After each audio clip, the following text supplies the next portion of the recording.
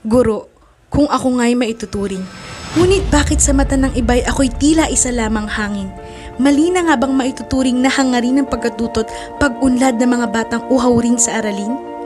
Ngunit mahalaga pa bang malaman kung sino ang tama o mali? Di ba't mas mahalagang malaman kung ano ang tama sa mali? Tama nga, tama ka. Tama na sa pagpupunat paninira sa bawat isa. Tama na sa paghahanap pa ng butas na magiging sanhilang ng panibagong problema. Tama na. Tama nga na ang gurong inihantulad sa hangin na minsang hindi pinansin, patuloy pa rin maghahatid ng magandang hangarin. Tama nga ng isang guro'y buong pusong maglilingkod na walang ibang hinihintay na kapalit maliban sa mga batang mayroong ngiti sa labi. Salamat.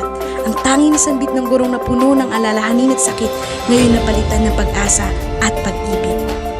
Ako nga pala si Binibining Bunyaw, isang gurong naghahangad ng pagkakaisa tungo sa isang matugumpay at magandang eskwela.